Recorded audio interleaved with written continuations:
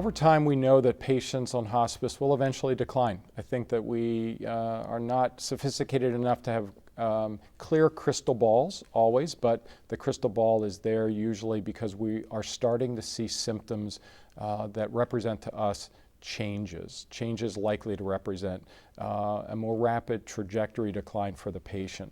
So those are times that, conversations that we've had initially when we admit the patient to hospice, that we begin to let them know of the resources and the inevitability that over time we will see other symptoms, things that they will want to be looking for that would represent to them dad's changing, mom's changing. I think there is this fear factor if those conversations don't occur because people, patients, families then don't know what to expect. They're fearful of, they see something and don't know what does this represent. And likely, if there's not good conversation and education, the typical 911 call occurs.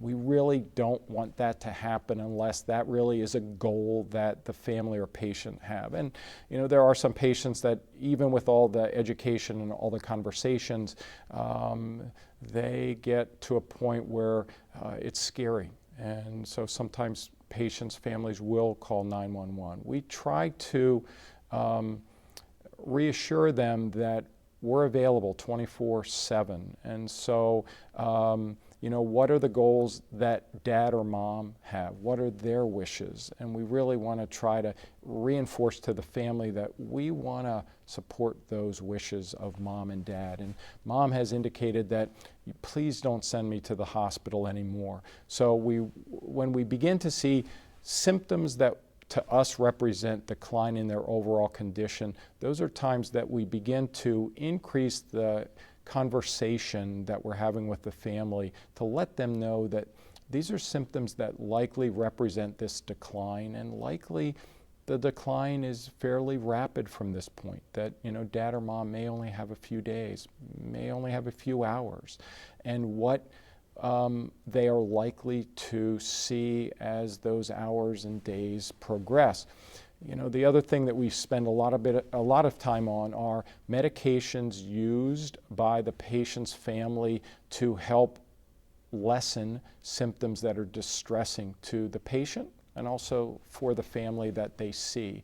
So I think we are usually very successful in allowing patients to honor or allowing families to honor their loved one's wish, their dad, their mom, their sister, their brother, their child's wish to remain at home in a familiar place without a lot of noise, in their comfortable bed, lying on their comfortable pillow that has the scent of their loved ones in their house, the favorite dog nestled into their legs in bed.